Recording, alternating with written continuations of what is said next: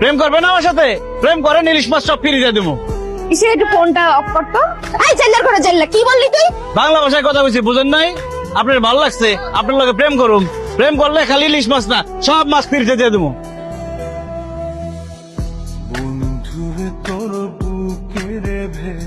তুই আপনি এই জেল্লার করে জেল্লা, তুই কি ভাবছস এই স্যুট কোট পরলেই তুই ভদ্র মানুষ হয়ে যাবি?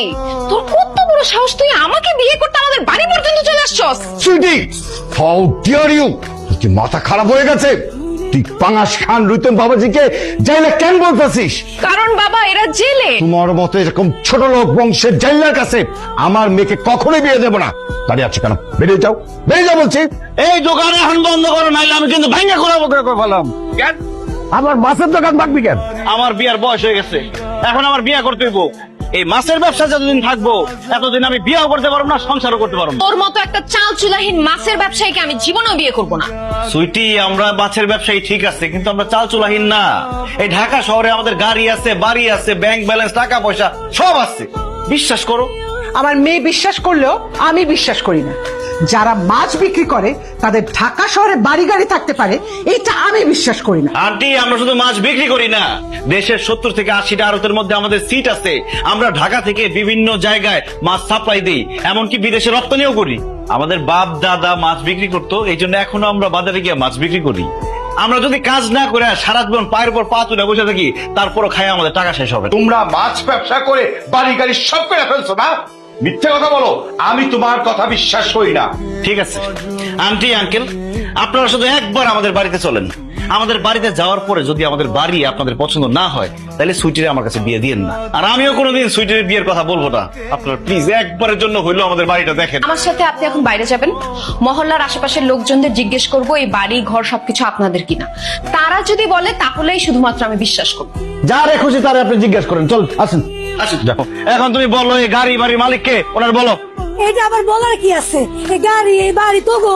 বাদল ভাই, আমার সাথে যে একজন মেহমান আছে দেখছেন? আমরা যে বাড়িটাতে থাকি আর যে দুইটা গাড়ি ব্যবহার করি, ওগুলোর আসল মালিক কে?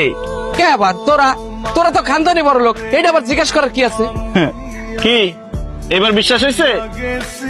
কিছুটা হয়েছে, এখনো পুরোপুরি হয় নাই। শুধু টাকা পয়সা গাড়ি বাড়ি থাকলেই হয় না, বংশ মর্যাদা থাকতে হয়। সমাজে মাথা উঁচু করে বেঁচে থাকার জন্য যে পরিচয়টা দরকার সেটা আপনার নাই। আপনারা আপনার বাবার টাকা থাকলেও সম্মান নাই। আপনার বাপ দাদার 14 গোষ্ঠী ছিল জেলে, আপনার যখন সন্তান জন্ম নিবে সেও তো হবে জেলে। কিন্তু আমি চাই না আমার সন্তান জেলে হোক। আশা করি ব্যাপারটা আপনি বুঝতে পেরেছেন। আমি থাকলে সমাজে মাথা উঁচা করে দাঁড়াইতে পারবি না। আমার এখানে থাকা কি কাম রে? আমি তোর জীবন থেকে চলে যেতেছি।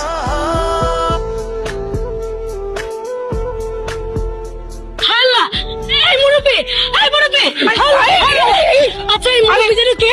আরে এইটা তো আমাকে রুইতনের আব্বা, আরে পাঙ্গাস কাকা। এই কথা না কইয়া আগে রুইতনটা ফোন দে। আরে আগে হাসপাতালে নিয়ে যাই, তারপর ওইটা ফোন দেওয়া যাবো। এই ধরো। কি ব্যাপার রবিন, বিয়ে করার জন্য তো একদম উতলা হয়ে গেছিলা, এখন আমাদের বিয়ে হয়ে গেছে, তোমার তো মন খারাপ রবিন?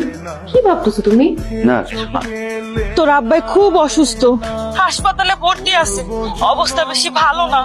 খালি রুইতন রুইতন কইরা ডাকতাছে। যদি সম্ভব হয় ভাই, তুই তোর আব্বারে হাসপাতালে এসে দেখা যা। আচ্ছা ঠিক আছে, আমি এখন আসতেছি। বেসিক্যালি আপনার জন্য টেনশন করতে গিয়ে ওনার হার্টটা দুর্বল হয়ে গেছে। না খেয়ে না ঘুমিয়ে ওনার শরীর দুর্বল হয়ে যায়, একটা সময় অসুস্থ হয়ে রাস্তায় পড়ে থাকে। এলাকাবাসী পথচারী হাসপাতালে দিয়ে যায়। যে পরিশ্রম করে সৎ পথে টাকা উপার্জন করে তাদের জন্য আপনাদের কোনো সম্মান আসে না, তাই না? আর আমার আব্বাকে যে জেলে বলে অপমান করছেন, আরে আমরা মাছে ভাতে বাঙালি। এই জাইলারা যদি মাছ না ধরতো তাহলে মজার মজার মাছ আর খাওয়া লাগতো না। শোনেন, কোনো পেশাই ছোট না, প্রত্যেকটা পেশাই সম্মানের। আমরা আসলে সেইভাবে কখনোই চিন্তা ভাবনা করে দেখিনি। আপনি আমাদেরকে মাফ করে দেন প্লিজ। আমার শ্বশুর আমার জামাই জেলে, আর আমি জেলের বউ, আর আমরা সবাই মাছের মানুষ।